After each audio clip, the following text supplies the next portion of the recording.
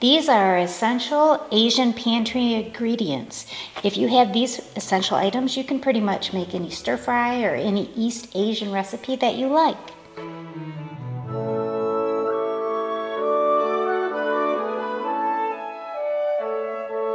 So the first staple ingredient that is imperative for every Asian cuisine is rice. Oh my goodness. When we get jasmine rice, it's that aromatic, natural smelling rice, but you want to look for Thai homali rice, and that's the good stuff. Thai jasmine rice. There's sweet, glutinous rice, sticky rice, maybe like Japanese rice, short grain rice.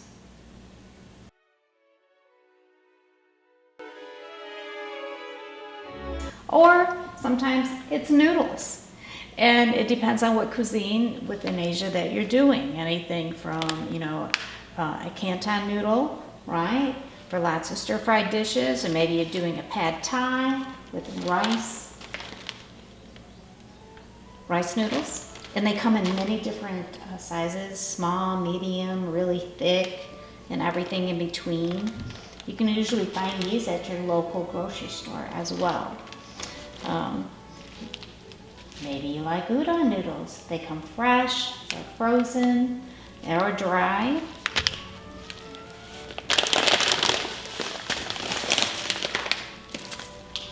Or soba. And soba is really nice, not only in hot dishes, but also in cold noodles during the summer. In the spring, it's commonly served. So there's lots of different options for that as well. And this is just a couple of them. There's so many noodles, it's overwhelming. Now on to soy sauce. This is just a basic regular soy sauce. Sometimes it's called light soy sauce. And it adds a savory note to anything that you put it into, so that is important. This particular brand, I like it because it just has some basic things you can read. Water, soybeans, wheat, and salt. However, we know that many of you have wheat allergies and need it to be gluten-free, so there's a lot of gluten-free options out there. There's, tamari sauce, there's coconut aminos. You can look around for that. I've added this. It's not the most imperative thing, but this is different. So this is regular or light, and when it's not specified regular, it's just plain old traditional soy sauce that you can find anywhere at any regular market. This is called dark soy sauce, and it is very different than the light because it's actually a little bit thicker. I don't know if you can see, it's a little thicker, right? And it's less salty, and it has a more robust, rich flavor, but it's mostly used to darken, noodles. You ever see, noodles and they're stir fried and they're dark noodles? It's more for like the color. This has more taste, but this is a deeper, richer flavor. It's hard to describe, so you can just try it. Dark soy sauce, you can't usually find that at a regular grocery store, but this, pretty much everyone. Okay, let's go on to the next. Now we're going to talk about cooking wine. Now there's all different kinds of cooking wine. This one is Shaoxing wine. It is from China, and we quite like that. This cooking wines are used, sometimes you can use mirin, which is a Japanese version of cooking wine, or sake, which is also Japanese, and sometimes we use this as a marinade for meats or fish or things like that. It makes things extra flavorful, sometimes used in sauces. But most generally speaking, it helps kind of remove that gamey flavor. Sometimes if you have a gamey meat or if your fish is kind of, it kind of takes away that funky flavor, right? So that's what it's used for. But if you don't have any, don't fret. You can just use regular cooking sherry, and that's A-okay. All right, let's go on to the next one. Roasted sesame seed oil. This is a foundation for so many different recipes. It has that really deep, nutty flavor, and I just love it. I happen to really like this Japanese brand, but you can see that there's some that are more expensive. because they're deeply roasted. You can try that, and this is just a regular one, and it's a little less expensive. This one you can usually find at the regular grocery store. The deep or the pure one, deeply roasted, that one is usually at an Asian food store. Okay, let's go on to the next. Fish sauce. Thai recipes, Vietnamese recipes, and many others. This is a savory note. It has that funky flavor that we all love. I really like this red boat fish sauce. It is gluten-free, first of all, but it's really pure and it's really nice. And you can usually find this at the regular grocery store, which makes it a really great find. But other brands of fish sauce are great too, whatever you can find. We're all about using what you have on hand. All right, let's go on to the next one. Here we have oyster sauce. It's an oyster flavored sauce. This is a Lee Kum Lee brand. You can see it's quite thick, all right? And it's used in sauces, it's used in marinades, and many different cuisines.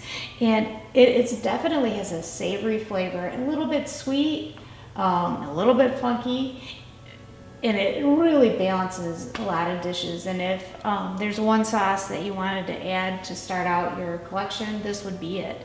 Of course, this one has gluten in it, and it also has seafood. So there's another option. They have a vegetarian option that's made with just mushrooms, and they also have this one that is gluten-free as well. So check out your options.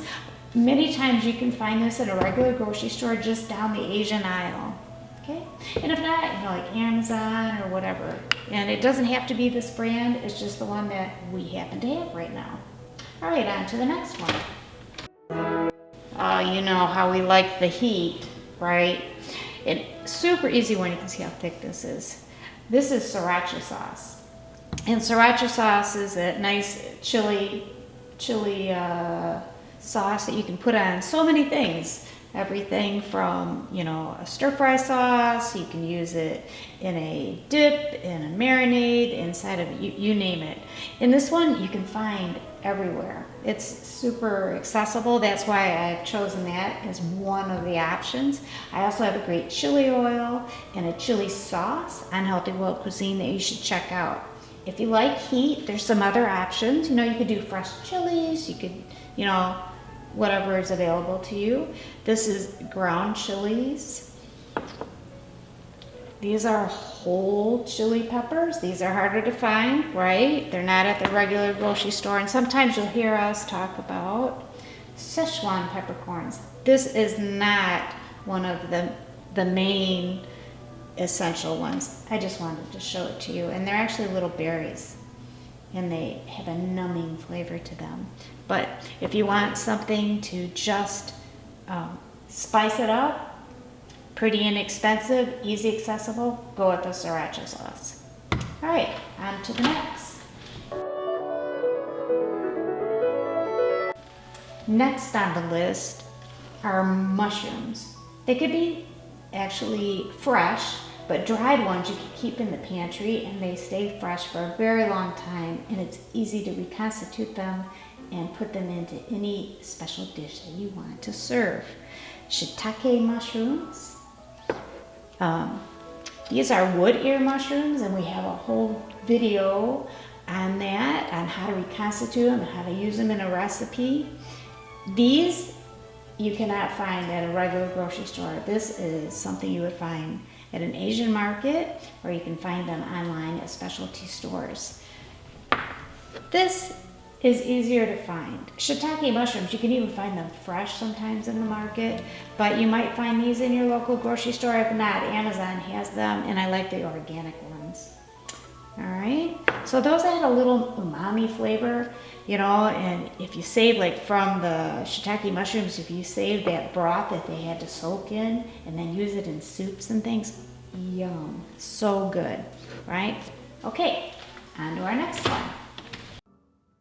Next on the list are aromatics. Aromatics like garlic and green onion, and ginger are the three main ones, along with if I had shallots or coriander, that would be delicious too. So the three main ones are listed here, but if you like fresh chilies, you can do that. Do I always have all of these? I always have garlic, and if I don't, whew, Houston, we have a problem. Sometimes you can find ginger and garlic in paste at the regular grocery store, or you can, even if, you know, in a pinch you can use dried, you know, life goes on, use what you have. We're all about that. Okay, let's do the next thing. Okay, next on the list are vinegars. Vinegar adds that, you know, tang to the dish, and it balances out the flavors, right? The sour. Sometimes in, you know, Vietnamese dishes, you might have lime and you don't have lime, but this is shelf stable. You can always use it. You can use it in salads and dips and marinades and sauces. Rice vinegar is the main one. You can usually find that in the Asian food section at your regular grocery store, and if not, online. One I'm just going to mention now, but it is not an essential staple. It's called black vinegar, or Ching Kong vinegar is the one that we prefer, and it's black. You can see it's like black vinegar, right, where rice vinegar is, I don't know if you can see that, it's like clear, yellowish, right? And this is like in hot and sour soup and loads of other recipes that we can share with you, but this is not required. This one you have to get at an Asian food store or online specialty store. Rice vinegar, you can probably find that at your regular grocery store. Okay, next, cornstarch or potato starch is one of the main ingredients that we use to thicken sauces. Sometimes if we say, hey, let's make a cornstarch slurry, that is to thicken the sauce, and it's always added at the end as you're getting ready to serve it, so it thickens the broth at the end. You can, there are gluten-free options as well on the market, so this one just happened to be the run-of-the-mill one, but this is also used to marinate and to tenderize meat. The next one on the list is white pepper. Yes, white pepper. This is used in many Asian recipes instead of black pepper, and it is like, I feel it's almost like a little bit stronger, a little bit more aromatic. It has a delightful flavor. I put a lot of it in our hot and sour soup, and that's what makes it actually spicy, along with the sour part.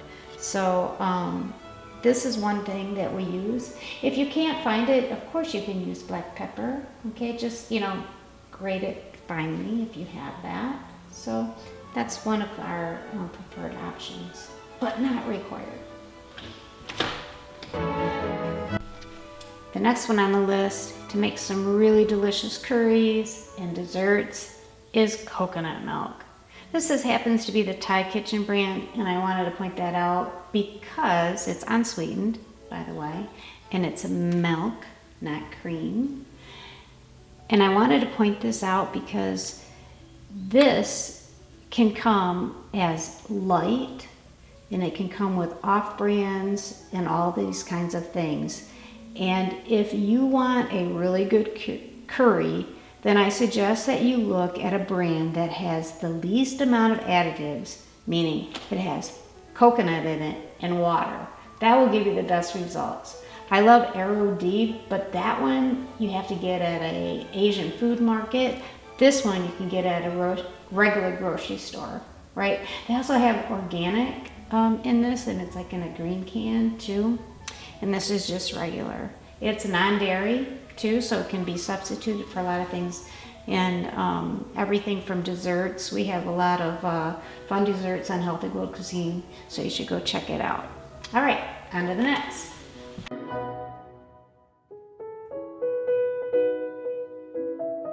Okay, a nice to have additive is sesame seeds to top things like your onigiri, or as a topping to salads, or anything you may like. In addition, black sesame seeds, as you can see here, these are the black ones, black sesame seeds. Those are fantastic to make the paste. So I have black sesame paste, I have black sesame cereal, which is like a soup, it's like a sweet dessert. White sesames are also delicious in many different things. These are probably easier for you to find. At the regular grocery store, it'll be like in the spice area, you can find them there. These are actually roasted already, but if they're not roasted, roast them gently in the pan before you use them. Always a good thing. So check it out. We even have donuts made with sweet potatoes, and we have sweet potato cookies and all kinds of delicious treats. So it can be used both sweet or savory. All right, on to the next item. We're going to talk about laver, or nori as you may know it as, or dried seaweed. Okay, these are great as toppers, and actually I have a baked sushi that's fantastic. You use these as your little wrappers, right? And regular nori, you can make sushi, right? Your sushi rolls, and to make soups. I have to tell you that I sometimes in the Asian foods aisle at your grocery store, you can sometimes find these items. These are like kind of like snacky things, so sometimes they have these. But actual nori leaves, you have to have like a pretty robust grocery store for them to handle this. If not, this is something you get at a regular Asian market. Is it required? No, but if you're heavy into Japanese or Korean cuisine, then this is something that you want. All right, moving on to the next item. This is hoisin sauce. I know that you may like to have it to add that little sweetness, and it has a lot of spice to it as well, and it's used in a lot of American Chinese food. But if you look at the back ingredients, we don't use it a lot in our cooking because the number one ingredient is sugar and then other things. I think the prominent flavor is all the spices in it, and we like to kind of do our own thing with like a Chinese 5-spice powder, maybe add on our red date paste, which we have a recipe for that, along with that, to add a more natural sweetness to the recipe. But we do use this in our beer butt chicken. It's a Peking sauce, and it is quite nice. And we don't use a lot of it, but it gives it a really beautiful glaze. So give it a try.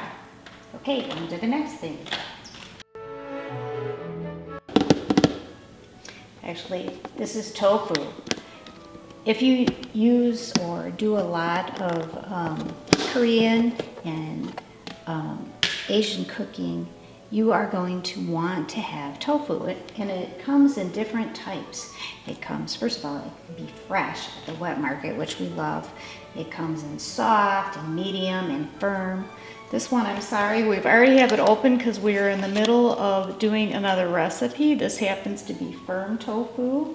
I don't know if you know this, but we only used half of it for a recipe, and we're using the other half tomorrow. But if you change and refill the water and then keep it inside of a Tupperware or some type of closed container in the refrigerator, then it can keep for a couple of days. Otherwise, you got to use it up. But we love tofu instead of like breadcrumbs and inside of like meatballs. We use it inside of dumplings sometimes. We have a soup where we have tofu. It's stuffed with shrimp, mapo tofu.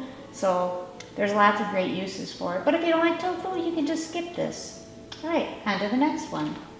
And the last but not least is miso paste. There's dark and white miso paste and others as well, and it comes in many different types. If you are heavily into Japanese or Korean foods, then that would be something that you'd want to purchase. Otherwise, that's something you can skip.